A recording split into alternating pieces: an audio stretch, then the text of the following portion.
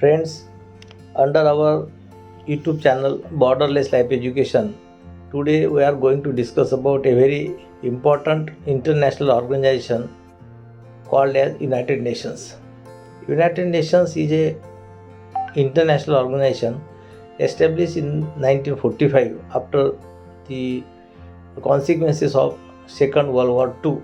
And you must be aware that so many millions of the peoples were killed, so much of the disaster was there, so many evil consequences happened. And so to avoid all these things, this organization was established called as United Nations to supersede the earlier organization called as League of Nations, because League of Nations was very weak and ineffective. And this organization United Nations is being run on the basis of the purposes and the principles which have been laid down in its founding charter. Like every country has, any democratic country in the world has got its own assembly or the parliament. Similarly, this is a world assembly or the world parliament, as the case may be. Now, chief executive officer of this United Nations is Secretary General. Now, current Secretary General is Mr. Antonio Guterres. Now, his term has actually expired, but he has been reappointed from 1st of January 2022. And he was the Prime Minister of Portugal from 1995 to 2002. He has also been President of the Socialist International 1999 to 2002. He has also been United Nations High Commissioner to Refugees from 2005 to 2015. So friends, this important organization United Nations runs or conducts its business through various organs. There are mainly 6 organs. The first important organ is General Assembly. It is like again Parliament of any democratic country. Now, General Assembly is the main deliberative, policy making and representative organ of the United Nations. All 193 member states of the United Nations are represented in the General Assembly, making it the only UN body with universal representation. Each year in September, the full UN membership meets in General Assembly, all in the New York, because the headquarters is at New York, for the annual General Assembly session, where there is a general debate which the heads of the state participate, and they address Assembly. Decisions on important questions such as those maintaining the peace and security, admission of the new member states, budgetary matters all these things require, of course, 2/3 majority. Now, decisions on any other questions are by simple majority. The General Assembly each year elects a General Assembly President to serve for 1-year term. Another important organ of the United Nations is called Security Council. Now, the Security Council has primary responsibility under the UN Charter for the maintenance of international peace and security. It has 15 members. 5 members are permanent and 10 members are not permanent. They are called non-permanent members. Fortunately, India is also one of the non-permanent members. Each member has 1 vote. Under the Charter, all member states are obliged to comply with Council decisions. The Security Council takes the lead in determining the existence of a threat to the peace or act of aggression. It calls upon the parties to the dispute to settle it by peaceful means and measures, and recommends the methods of adjustment on the terms of the settlement. In some cases, the Security Council can resort to imposing sanctions and even authorize the use of force to maintain or restore international peace and security. But it becomes difficult because the international law is not so effective or may not be enforceable. So everything depends on the will of that nation, and many times the developed and the very powerful country, they may not even listen to the decision taken in the Security Council. That is one of the shortcomings. But nowadays, many countries are respecting the decisions of the Security Council. And third important organ is the Economic and Social Council. The Economic and Social Council is the principal body for coordination, policy review, policy dialogue, and recommendations on economic, social, and environmental issues, as well as implementation of internationally agreed developmental goals. It serves as the central mechanism for activities of the UN system and its specialized agencies in the economic, social, and environmental field, supervising subsidiary and expert bodies. It is the United Nations central platform for reflection, debate, and innovative thinking on sustainable development, because that is also one of the important agenda of the United Nations sustainable development. The fourth important organ is the Trusteeship Council. This Trusteeship Council was established in 1945 by the UN Charter to provide international supervision for 11 trust territories. They are called trust territories that had been placed under the administration of 7 member states, and to ensure that adequate steps were taken to prepare the territories for the self-government and independence. By 1994, all trust territories had attained self-government or independence. The Trusteeship Council suspended operation on 1st November 1994. By resolution adopted on 25th May 1994, the Council amended its rules of procedure to drop the obligation to meet annually and agreed to meet as occasion required. By decision or the decision of its president at the request of the majority of the member states or the General Assembly or the Security Council. Another important organ of the United Nations is International Court of Justice. So this is a judicial organ. The International Court of Justice is the principal judicial organ of the United Nations. It meets and its main headquarters and the seat is at the Netherlands. It is the only one of the 6 principal organs of the United Nations not located in New York. All other organs are located in New York. The court's role is to settle, in accordance with international law, international treaties, legal disputes submitted to it by member states, and to give advisory opinion on legal questions referred to it by the authorized United Nations organs and specialized agencies. The International Court of Justice functions in accordance with its statute. There is a statute is there, and according to that statute, that particular court functions while deciding the matters and particularly while settling the matters. The sixth important organ is the Secretariat. The Secretariat comprises, of course, the staff and all these things. Particularly the Secretary General, who is, I told you, the Chief Executive Officer of the United Nations. Secretary General and thousands of the international UN staff who carry out the day-to-day work of the United Nations is very appreciated, and the organization's other principal bodies is coordinated. The Secretary General is Chief Administrative Officer appointed by the General Assembly on the recommendation of the Security Council for a term of 5 years. Of course, he can be reappointed and appointment can be renewed, just like I mentioned in the current Secretary General. The Secretary General is also a symbol of the organization's ideals and an advocate for all the world's peoples globally, especially the poor and the vulnerable. So he is the protector of the poor and the vulnerable, particularly the weaker sections in the undeveloped countries. UN staff members are recruited internationally and work at the various duty stations. May not be all the New York, various. There are 4 headquarters in various countries, so they can work various countries and duties can be allotted like that on the peace making missions and objectives of the United Nations. So I'm specifically mentioning about the Ad Hoc Committee of the appointed by the General Assembly on comprehensive international convention countering the use of information and communications technology for criminal purposes. This is according to paragraph 2 of the resolution 747 passed by the General Assembly. Now the General Assembly decided to constitute an ad hoc committee to encourage the chair, and General Assembly encouraged the chair further to host a consultations. They are called the intersessional consultations to solicit inputs from the diverse range of stakeholders on the elaboration of the draft convention. So before drafting a convention, General Assembly directed ad hoc committee chairman and the members that they should hold a consultations with the nations, member states, and also intersessional consultation with the representative of the committees along with the accredited NGOs or voluntary organizations recognized by the United Nations. Now, this third intersessional consultation was held on 3rd and 4th November 2022 at United Nations headquarters in Vienna, Austria. Fortunately, I was fortunate to be one of the panel members in panel 1 of that consultation. Now, there were 4 panels.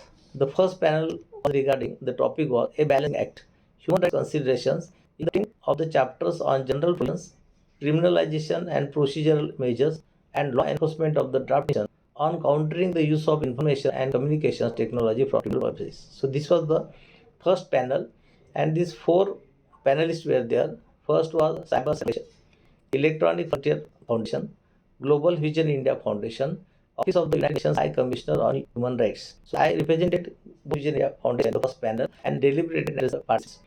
Now the second panel, the topic was renewed opportunities. The draft convention on the use of information technology for criminal purposes to further strengthen the protection of children. Now here again, few international participated. Some of them were EPAC International. Second was Office of the Special Representative of the Secretary General on Violence Against Children.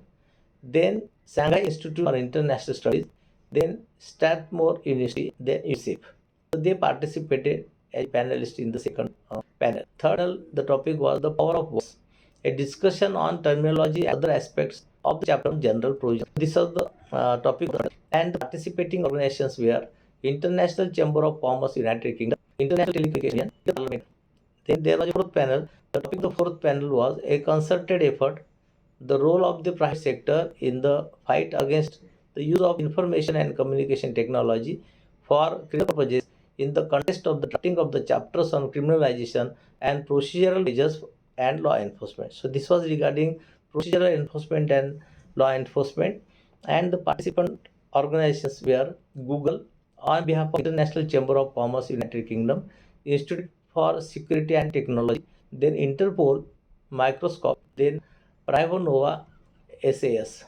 It was really a very wonderful and enriching and exciting experience to participate in this panel one, and to attend participants and representatives of these countries and voluntary organizations and respond to their queries. The queries were very critical and very intelligent, but I could try my best to answer the queries from the various participants from various countries.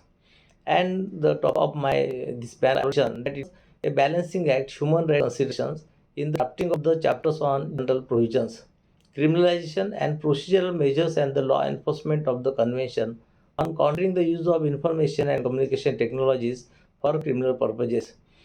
So my this a short video about my presentation I am going to present, so that you can listen to it.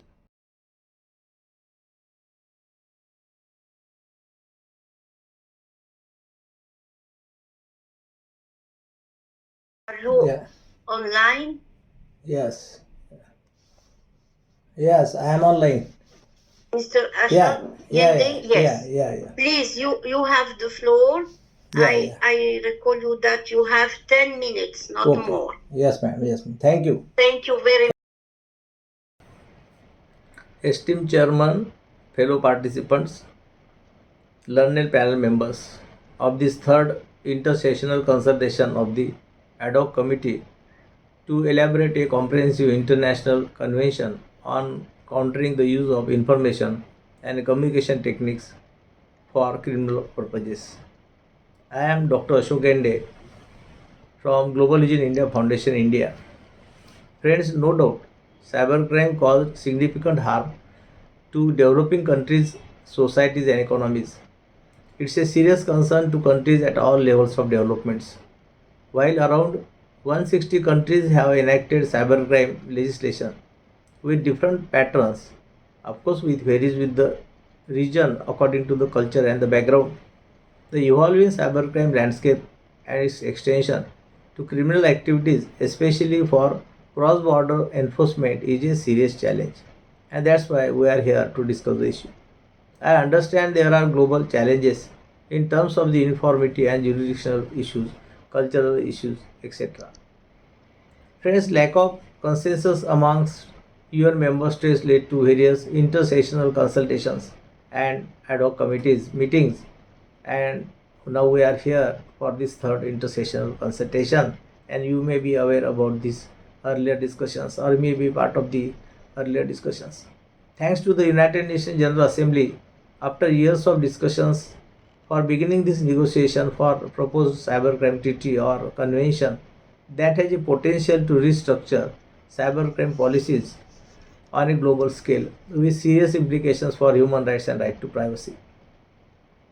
Just as cybercrime is borderless, impact of cybercrime on the security of the state vulnerable and marginalized groups is very important.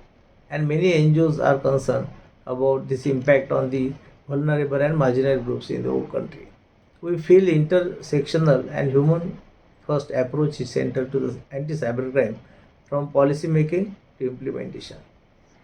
Fundamental rights should be any law, whether nationally or globally, is always made for human rights of the people. Similarly, at the core of the law and policy decisions of the United Nations system, human rights together with peace, security and development are of paramount importance and they are interlinked. And in all the conventions of the United Nations you will find the importance is given to the human rights of the people. We feel that provisions of the proposed convention should ensure that there should not be any interference with the right to human rights or the right to privacy. The provisions and the proposed treaty should be consistent with the international conventions already adopted by United Nations and ratified by the state, otherwise it will be self-contradictory. Because many conventions have been passed by the United Nations and ratified by the state. So naturally this convention, if don't ensure the protection of the human rights, it will be contradictory to already conventions passed by the United Nations like Universal Declaration of Human Rights, the International Covenant on Civil and Political Rights, the International Covenant of Economic, Social and Cultural Rights, the Convention on the Elimination of the Forms of Discrimination against Women, the Convention on the Elimination of all forms of racial discrimination, the Convention on the Rights of the Child and other international and regional human rights conventions. There is a lack of consensus among member states about what constitutes cybercrime and cyber security and how this TT can be made expansive or made applicable. We feel conventions should be not be only limited to crimes, but it should be given expanded scope in the convention, which in addition to the pure cybercrime would include a longer list of cyber-enabled crimes. Different countries have different laws and different offenses, but there are certain common issues, common offenses, and challenges. They are common, like terrorist activities, drug trafficking, distribution of narcotic drugs, armed trafficking. In addition to content-related offenses, such disinformation, coercion to suicide, hate speech, and extremism, and others. Now, the process of convention should be transparent, and I trust and hope that United Nations has taken all the efforts to consider the civil society, other organizations, and trying to make it more transparent. So, it should be likewise more transparent and precise in scope, and should include explicit safeguards for the public interest and the human rights. Vague and imprecise definitions of offences leave room for arbitrary interpretation and risk imprisonment of human rights and give scope to the governments to interpret in their own favor. Along with the state, civil society, technological experts should be considered in multilateral negotiations, policy framing, because they are the right defenders, especially on issues that are considered domain of law imprisonment. Now, defining what constitutes cyber security and cyber crime is a confusing and overlapping concept and sometimes depends on the state to state and country to country.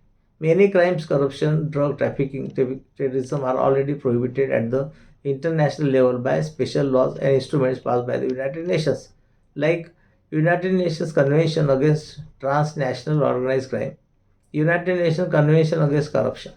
Now, duplicating this instrument while trying to capture the uniquely cyber component of each constituted crime may lead to the duplication. That should not happen. Now, lastly, I appreciate the approach of the United Nations in giving opportunity to the civil society organization and hope along with the state opinion and experiences of the civil society and experts should be considered in policy framing and treaty framing. I express my gratitude to the United Nations for giving this opportunity to our NGO Global Vision India Foundation from India for sharing the views and looking forward to same in future for future deliberations. Thank you. Thank you.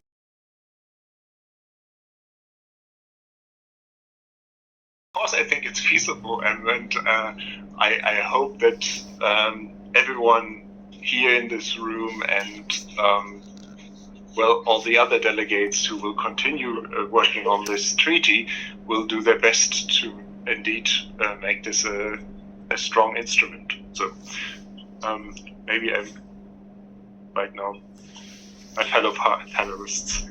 Okay, thank you. Remain the question of UK. Yeah. So we give now the floor to Madame Napinay. She's online with us. Could you please answer to the questions of Mexico, Brazil, and the UK?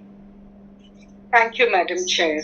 Very briefly and quickly, in terms of Mexico's question, I would just put it this way. I'd already addressed the issue with respect to the use of emerging technologies.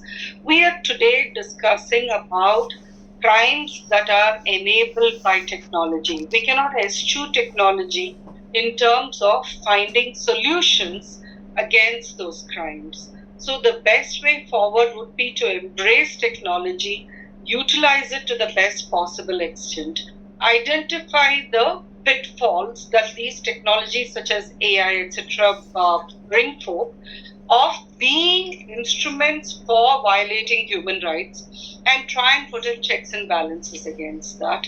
That would be my wish list, and I hope that answers the first issue raised.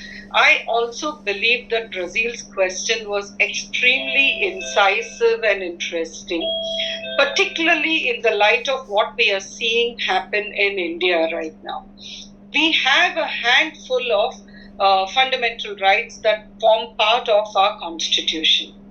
Having said that, through the years, these handful of rights have been evolved further to expand what would be applicable and to improve that spread of human rights, that spread of individual rights that needs to be protected.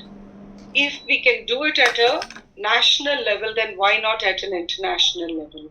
What we already understood as human rights and the expanding spectrum today is a different issue, and particularly when it comes to online domains, we do see that the impact is much higher and the criticality, the urgency is also higher.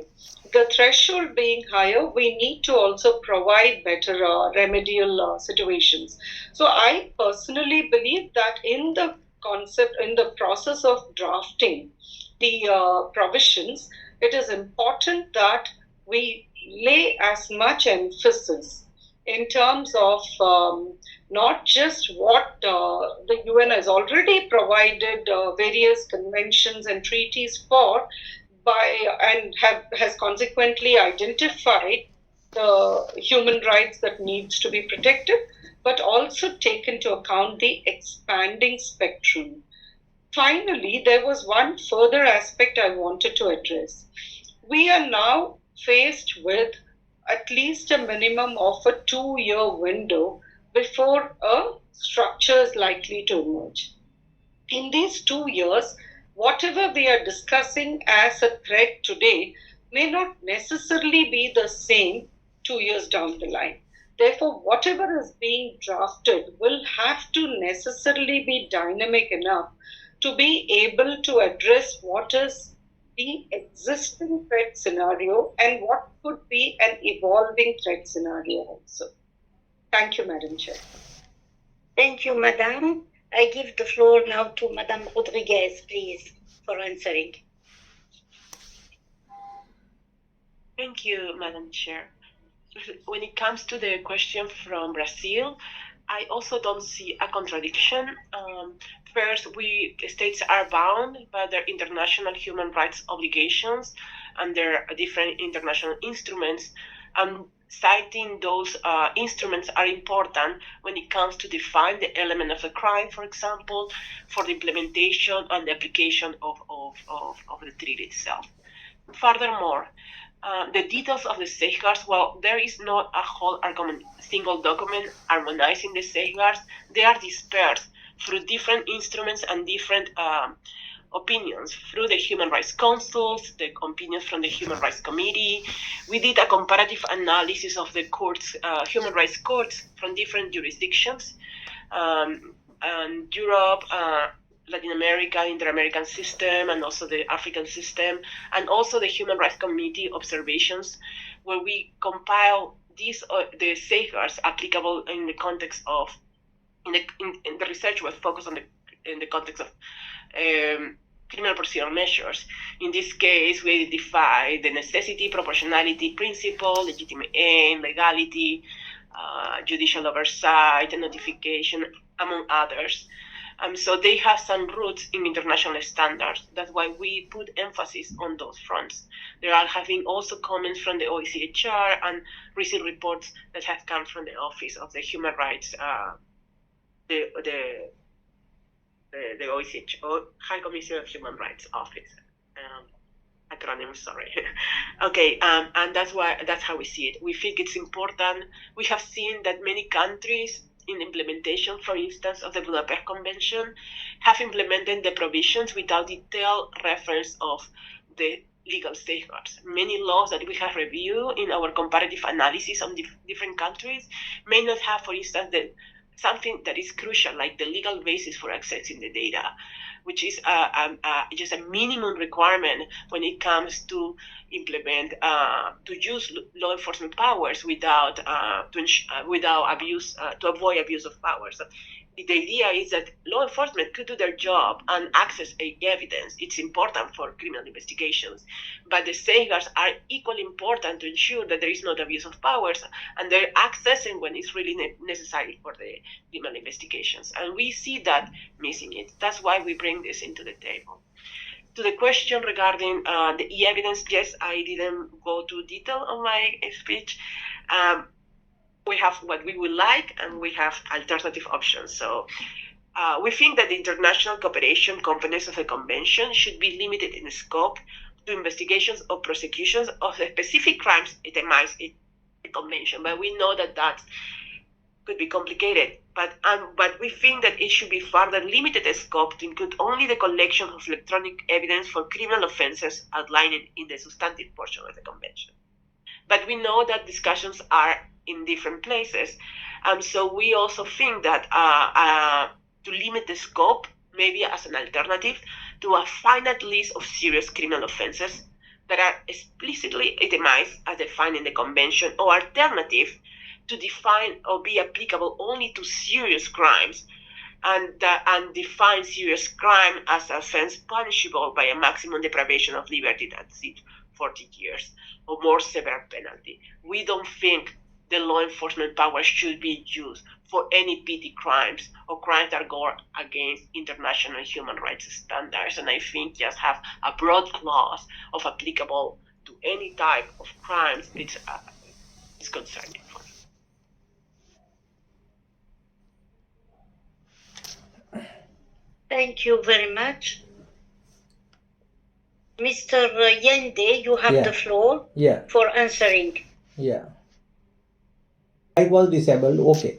Yes, madam. I feel relatively convention may not be able to address all the issues because international law has got its own limitations. But it will play certainly a crucial role in international cooperation by providing effective investigatory framework and facilitating cross-border issues. That will be important. I think mainly emphasis will be on cross-border issues because all the countries have got their domestic laws. Secondly, the convention will also help build a capacity of the countries who don't have that expertise. Many undeveloped countries or developed countries don't have that expertise. So this will also, convention may also provide basis for the technical assistance to all these things. And thirdly, while enforcement point of view, domestic countries have got their own laws, but going to the international law, there are so many limitations. Everybody knows practically there are many limitations unless it is accepted by that country. It is very difficult to enforce that law. Thank you, ma'am. Thank you very much. Now I give the floor